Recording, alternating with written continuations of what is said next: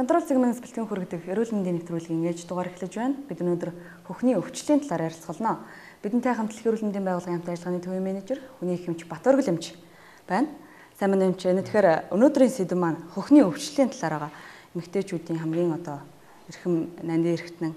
Тэгэхээр энэ хөхний өвчлөл ерөнхийдөө хөхөнд хичнээн төрлийн булчирхаанууд байдгийн. Тэдгээр булчирхаанууд нь ер нь хүний ямар үүрэг гүйцэтгэдэг.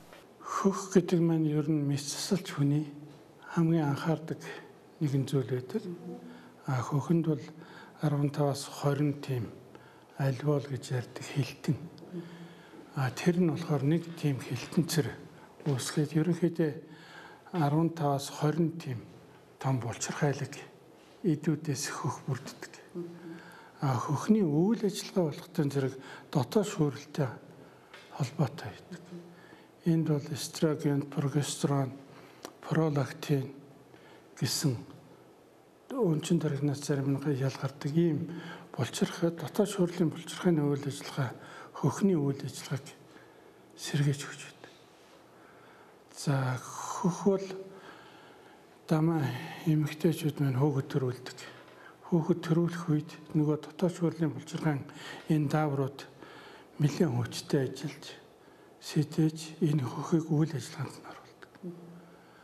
Хөх сүү ороод эхлэхээр хүүхдэд сүүгээ амлуулах энэ болгон чинь болохоор физиологийн нарийн зүй тогтолтой жирэмсэн байх үед хөхөнд сүү оруулах бэлтгэл хийгдэж байдаг. Дөнгөж төрөнгөт хөхөнд сүү оруулдаг. Энэ бол дандаа дотоод шүүрлийн булчирхаан үйл ажиллагаанууд байдаг.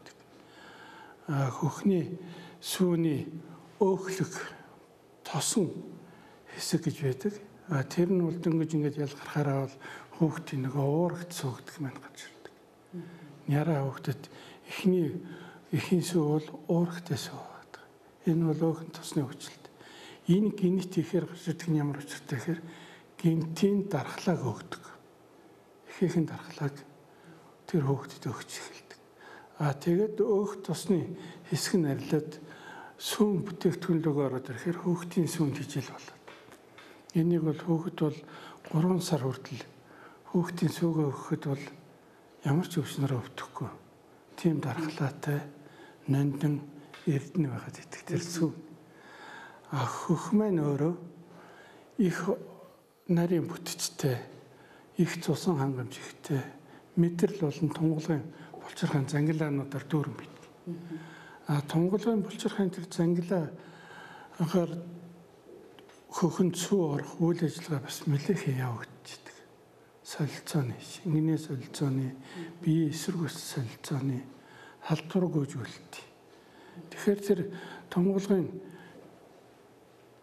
зангилаа сүлжээний 3 төвшин гэж байна. Нэгдүгээр төвшин болохоор суг орчмын өнгөцгөн тунгалгын булчирхаан сүлжээ. Хоёрт нь болохоор цээжний булчингийн гүндэх. Гурав дахь нь болохоор хөхний ойролцоо. Хөхний арын зан гэсэн ийм тунгалгын системтэй байгаад. Энэ бол дандаа нөгөө хөхний өвчлөлийн анхны тохиолдлуудыг бүгдийг өгч байдаг. Хүүхэд сүүгээ хөхөн их хүүхд рүүгээ харна тийм биз дээ. Тэр хооронд чинь нөгөө их аюул их тийм таашаал авч сэтгэл санаа амардаг. Хүүхдээ хүлж байгаа их бол. Хүүхдээ хүлээд харахад тэр хүүхдээсээ тэр ихэд байгаа өнчин тархинаас допамин гэж ихээхэн даавар ялгарч хүүхдээ хайрлахын хэрэг тийм их өндөр сэтгэхүйтэй халамж анхаарал тавьж эхэлдэг. Хэрвээ их өөрөө санаа зовоол сүү гарахгүй нэгэл ингээд зочрол санаа сэтгэлээр ингээд унж эхлэх юм бол сүүн татвч эхэлдэг. Энэ бол бас л нэг дотоод дааврын зохицуулах учраас хөхүүл их бол амар тайван байгаад тэгээд тэр цэвэр ус их сайн ууж хэвчээ. Тэгснээрээ тэр их улам сүүн сайн орж эхэлдэг. Тэр манайхны Монгол борцтой цаа будаатай цаа бичээ нийтх энэ тэр болгон сүү оруулах нөлөө их вэ нүү бага вэ нүү гэдгийг бид нэр судалж тогтоогоогүй. Тийм учраас хий таргалуулах тэр тал дээр байдаг л бол гэж бодож байна. Хамгийн оновчтой нь цэвэр ус ихээр баг. Сэтгэл санаа маш тайван байх. Тэгээд нөгөө даман сүү лактоз сүүний найрлага хөхний дотор болохоор мэдрэлийн сочроо их байдаг гэсэн шүү дээ. Сэтгэхүйн санаагаараа гинт сочрол авдаг. Тэгэхээр сүүний нөгөө уурхын зангираа үсээд тэгээд нөгөө хөхний өвдөлт өрөвсөл тэгээд явандаа цаашаа идээд өрөвсөл болж эхэлдэг. Энэ үед дандаа л мэдсэл эмчийн анхаарлын төвд ордог. Ийм судлагдсан ийм хэсэг баг. Тийм учраас тэр хүнээс гордчлоо гэдэг бол бас л үндэслэлт. Яг л өөрийн тэр сэтгэл санааны цочрлоос болоод тэр доторх хөхний төрх булчингууд агших мэдрэлийн зочроо тэгээд нөгөө сүү ялгалтын сүүнүүд бөглөрөд идэг. Эннээсээ болоод бэрсүү тогтоод зарим нь бол их хүчтэй саад сүүгээ гаргах гэж их базал. Эннээсээ болоод бас цочрлоо гэдэг. Одоо хуурхаар бас одоо гордлон тайлдаг гэж бас яа. Термэр бол тийм домын эмчилгээний асуудлууд бий л дээ. Тэрнээс гадна бол ерөөсөө л ихийн сэтгэл санааны тайван байдал. Хүүхдээ яаж сүүгээр хангах бол нөгөө хүүхдийн сүү олдох нь гэдэг нэг гэр орны дотоодын асуудал их хямраад байдаг. Энэ нь бол хөхний өвчлөлийн үндэс болох гэдэг. Төрсөн ихтэй бол зүгээр эмэгтэйд бол 3 хувааж үздэг тэр хөхний өвчлөлийн талыг. Ер нь эмгүүд ер нь үүсэх шалтгаан нь юу гэдгийг юунаас болж эмгүүд одоо хөхний эмгийг хоргүй эмгүүд бас бий л дээ. Тэрийг бол 3 ангилж яддаг. 15-аас 20 насны хоорондох эмэгтэйчүүдэд бол бас булчирхайд зангирах, зочрол үүсэх янз янзын өвчлөлт байдаг. Энийг бол ихэнх үеийн 25-аас 40 насны хоорондох үеийг бол 2 дугаар үе гэж.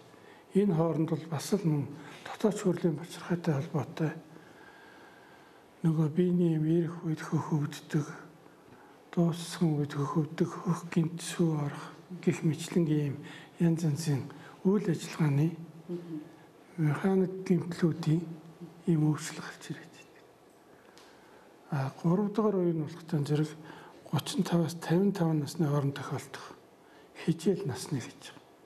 Зарим нэгэн зочрлоосоо болоод 35-аас дээшх насны хүмүүст бол хөхний өвчлөлт гарч ирдэг. Дараа нь цэвэршилтийн үеийг залгаад энэ хооронд бол хөхний бас өвчлөлт гарч ирдэг. Энэ хооронд бол хоргүй өвчлөлтүүдийг бид нэр ингэж 3 ангилаад байдаг. Хортой хавдар үүсэх өөр өвчлөлүүд бол арай өөр л дээ. Контрол цэгмэний эрүүл мэнд болонд бол хөхний өвчлөлийн талаарх цуврал нийтлэлүүд энэ талаарх нийтлэгдсэн. Тэгэхээр нийтлэлийг уншаад бас нэлээд олон асуултууд ирсэн байсан. Тэрэн дунд бол одоо хөхний өвчлөлүүд хөхний одоо хорт авдарч гэдэг юм уу залуу одоо бүсгүүчүүд байдаг юм уу эсвэл одоо төрөө дуудсан эсвэл төрөөгүй хүмүүс тохиолдог өвчлөл юм уу ингээд энэ асуултууд их ирсэн байсан. Тэгэхээр энэ чинь талаар бас бүсгүүчүүд маань хариулт өгөөж. Хөхний дандаа механик цочрол, дотоод шүүрлийн цочрол гэж 2 ангилж болно. Механик цочрол нь бол яг хөхөр нөгөө хөхийг гинт баазах. За ямар нэгэн байдлаар одоо ядчил ингээл өвөл хөтөн харцанд ороод хөхний булчирхай цочроод хавдцсан тийм тохиолдлооч байдаг. Тийм учраас тийм цочрлоор хөхөнд тийм гинт бэрсүү үүсэх, гинт тавгар юм үүсэх юм гарч ирээд байдаг. Тийм учраас бүсгүйчид мөн өөрийнхөө хөхөнд дандаа үзлэг хийж явах хэрэгтэй. Тэгээ үзлэг хийгээл юм илэрх юм бол ер нь нэг тавгар гарвал эмч цандаад тэгээд зургийг авахулдаг. Тэр маммограммын шинжилгээ гэдэг нь эрентгийн зургийг авахулах шинжилгээ гэдэг. Тэгээд тодсохчтой юм уу тэр компьютер томограмм гэдэг ингээд нарийсгсан эмэрэгсэн шинжилгээнүүдийг хийдэг. Тэр болгонд л хянуулж авахгүй бол хөхний булчирхай, хөхний сувгуудын хоорондох бөглөрөөсөөс болоод хортой болон хоргүй хавдрууд үүсэх гэдэг.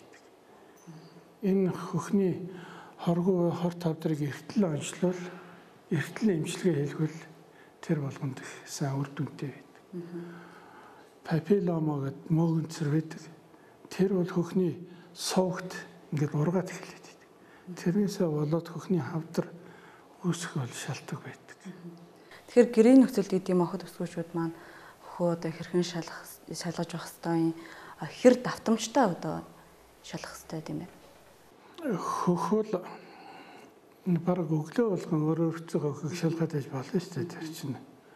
Ер нь тэгээд тойлонд харж байгаа юм эсвэл өөрөөсөө ингэж барьж үзээд хүндүр байна уу? Ямар нэгэн бэрсүү тогтчих. Тэр болгонд нь ярьж үзүүлж бас дааврын шинжилгээ хийлгэж явах хэрэгтэй. За дааврын шинжилгээнд тэгэхээр пролактин гэж даавар байгаа. Тэр маань жирэмсэн эхчүүдэд их вэжж, цуснд нь их вэжж сүү ялгар болдог. Тэгтэл чин хижээл насны хүний цуснд бас тэр ихсэж гарч ирээд байдаг. Тэгэхээр нөгөө хөхний бэрсүү үүсгэх, хөхний хавдар үүсгэх бас нэг үндэслэл болоод байдаг. Залуу эмэгтэйчүүдийн цуснд жирэмсэн бишил бол пролактин гэж тэр даавар цуснд эхлэх юм бол нөгөө биенийх нь юм зогсох, өнгөвчийн үйл ажиллагаа хаагдах. Тэгээд хөхний бэрсүү товгор гарч ирээд идэх юм дотоод шүрлийн шалтгаантай өвчлөл бас гарч ирдэг тал бий. Ер нь өсвөр наснд энэ одоо бэрсүүт зүйл байгаад одоо хижээл наснд алгуулах ч гэдэм үү бас нэлээд олон асуултууд яг энэ талаар ирсэн байсан. Бэрсүүтэй зүйл байна. Одоо тухайн үед одоо 4-5 жилийн өмнө үзүүлэхэд бол насны онцлог гэж хэлжсэн. Тэгээд одоо л байгаад ах юм аа энэ одоо үзүүлэх шаардлагатай гэдэг юм уу, зүгээрээ гэдэг юм уу гэд энэ талаар өрнө. Охтууд дөнгөж за одоо 10-таагаас эхлүүлэл хөхөнд нь хөндөр өвчлөл орж ирдэг. Тэр болгонд ч нөгөө хөхний булчирхайн үүсвэрүүд гарч ирж байгаа. Зарим нь 10-аас 15 насны хооронд. Энэ хооронд хөвддөг учраас охтуудын эмчд үзвэл бас тэрийг бас нэг хөхөн дотор бэрсүү үүсчлээ, юм гарчлаа гэж андуурах тал бий хөхний хөгжлийн шатанд. Тэр нь бол охтуудын эмч, эмэгтэйчүүдийн эмчд үзүүлж тэгээд одоо нөгөө хамгаалах тохирсон, насанд нь тохирсон нөгөө хөхний хамгаалтуудыг зүүлгэж байгаа. Ингэж ивэл тэр хөхний хөгжил зөв болж эхэлдэг. Дараагийн шатанд нь болохтой зэрэг нөгөө нөхөн үрдүрийн шатанд болохтой зэрэг дотоод шүрлийн булчиргаатай бэлгийн харьцаатай холбоотой ихэнх өөрчлөлтүүд гарч ирээд байдаг. Энийг бас тухайн урд нь анхаард үзүүлж явах хэрэгтэй. Тэгэхээр бүсгүйчд манаас охиндоо силикон шахуулдаг. Одоо энэ нь одоо ямар сүрэг үр дагавартай байд юм бэ? Хөхний бүтцийн хувьд хөхний арын зай гэж байдаг. Энэ арын зайд косметик агуулга хийх маш сайхан нөхцөл бүрдсэн байдаг. Хөхний хөгжил дутуу, хөхний нөгөө булчирхайн хөгжил дутуу, хөх жижигтэй. Тийм усуд бол хиймэл хөх хийлгэх косметик агуулга тэнд бол одоо ингээд силикон дэр тусгай хиймэл хүний биед ч гэсэн харшилахгүй тусгай тийм силикон зөөлөн дэрнүүд байдаг. Тэрийг бол косметик агуулгын үед яг тэр хөхний арын зайгаар эхэлж өгч хөхний агуулгыг хийлгэж байна. Энэ хөхний косметик агуулганы хийх явцдаа тэр хамгийн гол нь миний хэлээдсэн тэр тунгалгын зангирааны төвшингүүдийг анхаарч байж гэмтээхгүйгээр ардлаар нь хийдэг. Энэ явцдаа хийхдээ бас тэр булчирхайнуудыг гэмтээснээс бас хүндрэл гардаг тийм тохиолдлууд бас бий. Энэ бол косметик агуулгын мэсэлж эмч нарын маш их анхаарах зүйл байдаг. Тэгэхээр бас нэлээдгүй бүсгүйчүүд маань асуусан байсан. Одоо төрөөр нэлээд удаж जैन 3-4 жил болж जैन хөхнөөс одоо усрахыг тэгсээрнээсээ тосрохыг зүйл гараад ах юм аа. Энэ одоо зүгээрээ тийм үү? Бас жоох эвгүй нэртэй ах юм. Эмчид хандах шаардлагатай юу гэсэн асуултууд бас нэлээд ирсэн байсан. Хүүхдийн дөнгөж төрсөн хүүхдийн хөхөнд сүү орох тийм тохиолдол бас бий. Тэр бол яг вөхөр нөгөө төрх ихийн их стрессэн даавар хүүхдийн цуснд дамжаад орчдөг тийм дааврын үлдэгдлээс болоод нарийн хүүхдийн хөхнөөс сүү гарах энэ тухай асуултууд бас байдаг. Тийм бас ирсэн байсан. Тэр бол тийм тайлбарт. Нөгөө төрсний дараа энгийн тийм үед хөх өвдөх энийг бол архаг өвдөлт юм л дээ.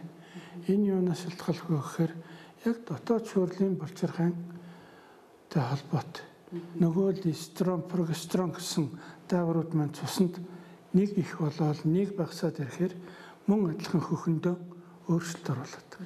Тэгэхээр л нөгөө сүү орох гэж өвдөд байх шиг заримдаа тийм усрах зүйл гараад байх. Энэ бол дотоод шүүрэлтэй холбоотой. Тийм учраас дотоод шүүрэлтэй холбоотой гэдэг маань яах вэ гэхээр бөөрийн дээд булчирхай, бамбай булчирхай, нойр булчирхай бүх энэ өөрчлөлтүүд нөгөө эмэгтэй хүний даавартай нөлөөлөд.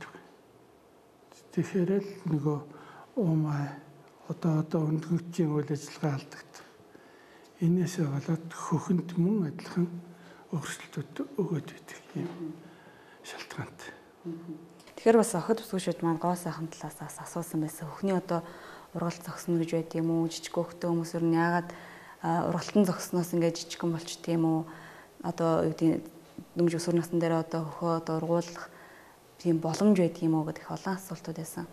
Нэгдүгээр тэр хөхний эрт үеийн хөгжил 15-аас 20 насны үе. Энэ хооронд хүний нөгөө хүн болгон чинь харилцан адилгүй шүү дээ.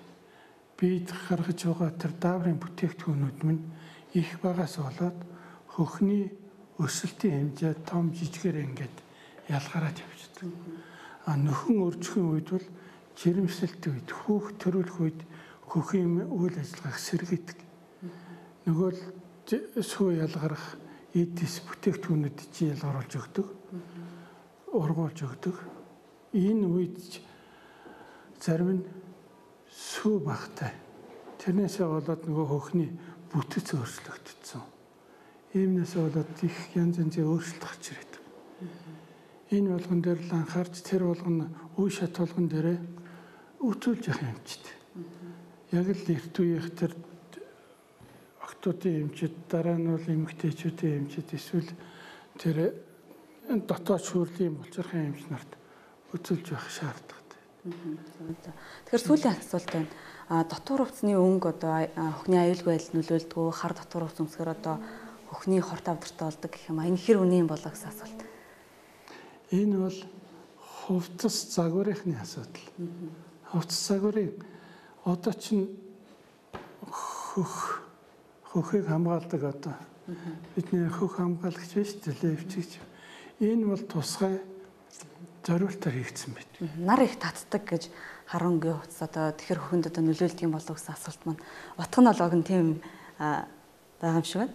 Тэр бол яг нөгөө дотор хувцсыг үйлдвэрлэгч нартай холбоотой.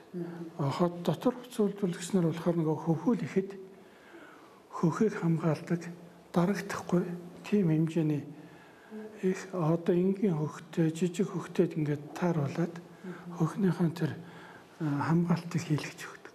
Тэгвэл хамгаалтаа хийлгэхдээ нөгөө хөхнийхэн хамгаалт нь мөрөвчн дээрээ тогтох биш, бүсэлхийн дээрээ тогтох. Хүний нөгөө биений цээжний тойрог мөрөгтэй хамгаалаад ингээд нөгөө эрүүл ахуйн шаардлагыг хангасан хөхний хавдраа сэргийлсэн өргөгч сайтай ийм хэлбэрээр нөгөө классик хөхний хамгаалтууд левчүүд дотор хувцсны брэнд дэлгүүрүүд чинь гарч ирээд байгаа. Тэр өнгөний хувьд болохтой зэрэг тэр чинь өвлийн зуны одоо гоо сайхны ч гэдэг юм уу. Тэр нөгөө л өнгө цэцэг мэцэг байдаг л байх л да. Тэгвэл наран шаргалгын усан юуны хувцсны бас өөр байдаг шүү дээ. Тэр болгон дээр бол тэр өнгө анхаардаг байж болох л юм. Тэгэхээр бас хөхний саалтурыг одоо яаж хэрэглэх вэ гэсэн асуулт бас ирсэн байна. Төрсөн ихэд энэ бас их ач холбогдолтой. Одоо хүүхэдтэй хөхөөлөө цадгаад унтуулж идэг. Тэгээд эхчүүд өөрөөсөө гараараа саагаад тэр сүүгэн зарим нь асгаж байгаа харагддаг. Тэр бол болохгүй. Хүүхдийн сүүг бол саангуутан хуунцар савнд игээд хөлд өгөөд дараа нь тэр хөлдөөсөн суугаа шууд гисгээд хүүхдтэй өгчиж болно.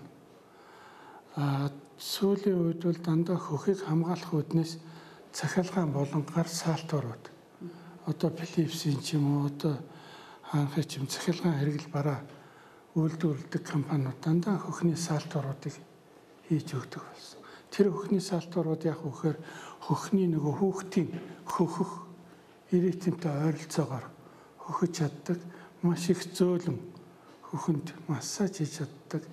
Энэ утгаараа бол хөхний бэрсүү үүсэх, хөхний нөгөө сүүн зангираа үүсэх эднэрээс бол хамгаалж чаддаг. Эхчүүд хүүхд хөхөөлөхийнхаа өмнө бол дандаа чихэртэй юм уу зүгээр усаар хүүхдийн амны салиаг арилгах ёстой. Амны өнгөрийг. Тэгэхгүй бол сэрэнгүүт нь хөхөөлөл явах юм бол хүүхдийн тэр өнгөр чинь хөхний толгойд халдвар оруулаад нөгөө л хөх өвдөд байдаг, өсөд зангираад байдаг, өрөвсөл үүсдэг нь тэндээсээ билдэг учраас хүүхэд хөхөөлөхийн өмнө л хүүхдийн амыг цэвэрлж өгч явах хэрэгтэй. Дараа нь нөгөө цахилгаан саалтуур, гар саалтуур тэр бол дандаа буцалгаж хэрглэж явах ёстой хэрэглэх болгондоо. Ингээх юм бол эхчүүд хөхөө хамгаалах, ялстай бол хөхний янз янзын зангираа бэрсүү үүсэхгүй байх ийм талт. За баярлалаа. Тэгэхээр уншигчд маань бас эрүүлсэн асуултынхаа хариултыг авсан баг. Контрол цэгийн эрүүл мэнд болонд бол хөхний өвчлөлийн талаар энэ 7 хоногт нийтлэгдсэн. Та бүхэн одоо уншиж амжаагүй байгаа бол уншаад мөн тэндээс асуух асуулт байх юм бол контрол цэгийн пэйж хуудсанд эрүүлэх бүрэн боломжтой шүү. Ингээд Батөргөл эмчтэй баярлалаа. Нэвтрүүлэг маань энэ хүрээд өндөрлөж байна. Эх 7 хоногийн дугаараар иргэн уулзъя.